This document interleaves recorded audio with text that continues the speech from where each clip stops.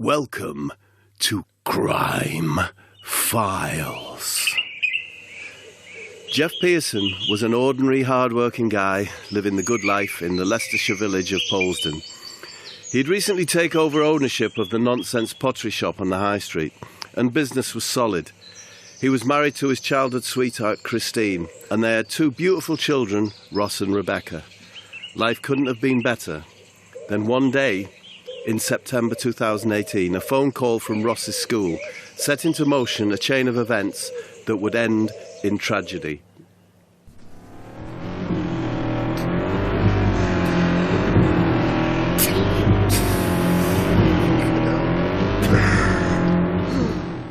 Later that day, Geoff was seated opposite the headmaster of Ross's school, Mr. Hunt.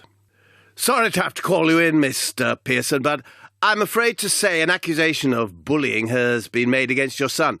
Apparently he's been intimidating a lad from the year below, Neil Gray, son of the footballer Demaria Gray." "I don't believe it. Ross is such a gentle boy. He wouldn't hurt a fly. This can't be right. Do you have any proof, or is it just his word against my son's?" "I'm afraid there are several witnesses, Mr. Pearson, including two members of staff."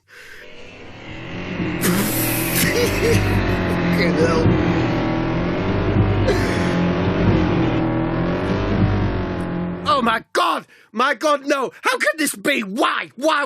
I've read him stories about bullying, and we go to church, for Christ's sake! This can't be happening to lovely us!" "Look, Mr. Pearson, I'm willing to keep this between ourselves so long as you agree to discipline your son and meet up with the father and work it out between you. Now, I would suggest a neutral venue. Do you have a sound effect for a garden centre or a cafe?" "Yes, a cafe. I'll meet him at the Blue Teapot on the High Street." That's cafe. No, that was a moment, wasn't it? Right. The blue parrot or whatever on the High Street. Right, sorry.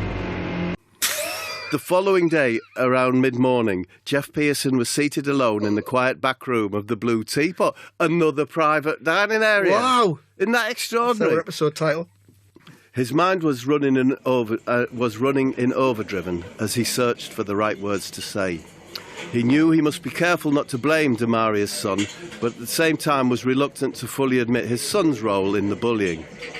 If he was lucky, Demaria would speak first and he could just play it by ear. Then he felt a shadow on the doorway, and two men stood ominously over him, Demaria Gray and Jamie the Chin Vardy.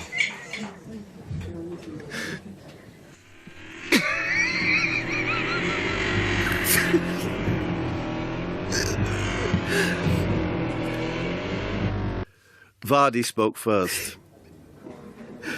"So you must be the father of that little wanker Ross.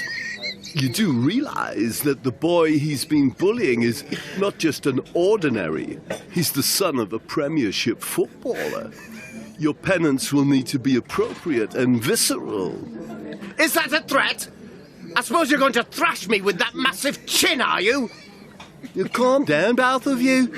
Hello there, I'm Demaria, Neil's dad. Pleased to meet you.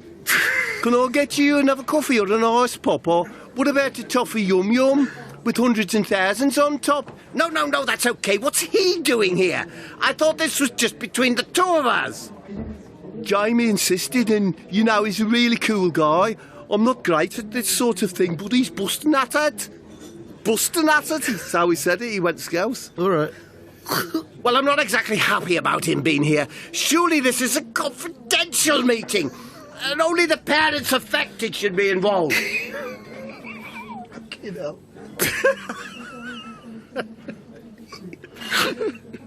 "Put your hands on the table, bro. Let's just get this resolved so we can move on and drink from life's beautiful and bountiful syrups." Well, Pearson puts his hand on the table, not sure what is expected or what might happen next. Well, oh, what's that? Well, oh, God, that's not right. So let's see if it's that one. No, that's the countryside. Well, but never mind. It was a bone crunching sound. Oh. Right? Well, what happened next would sicken even the most hydrated fan of crime fiction. Yeah. With one kestrel-like swoop, Vardy rammed his chin hard down onto Pearson's hand and pressed it down hard so that you could hear the bones in his hand crunching and a creaking. Ooh. Oh my fucking lord! What are you doing, man? In the name of every shit in the sewers, release me! That's the fucking hand I used to fashion my nonsense fucking pottery, you fucking ape! Careful, Jamie. Every community relies heavily on its nonsense pottery for gifts and whimsy, you know, bits and pieces. Shush, bro. I'm just letting the bullies, Peter, have a sniff of what your child has been suffering. How do you like it, nonsense potter? It hurts like fucking hell! Your chin is as heavy as a blacksmith's fucking anvil! And the point on the end is as sharp as a diamond-ended fucking javelin! Release me, you fucking man of Todd! Look, just live in the moment, bro. Savour the pain and be reassured that if your son so much as even breathes near my mate's son again, the pain will be threefold and 10. Do you feel me? Yes! I said, do you feel me? Yes, I fucking feel you!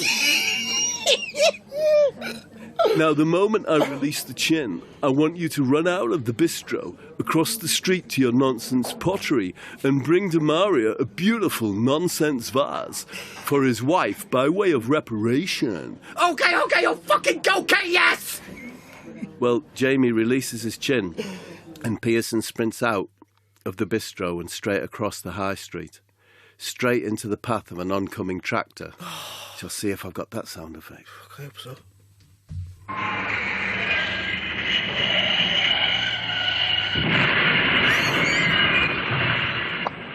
Yes, I had it. That's good.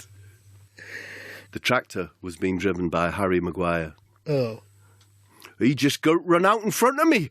I was just thinking about my early crop spuds. I didn't even have time to brake.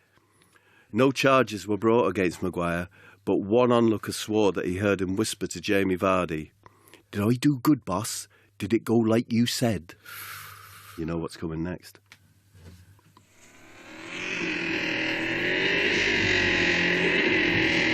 Crime Files. Wow. Brought to you by Athletico. Wow. Well, That was something else.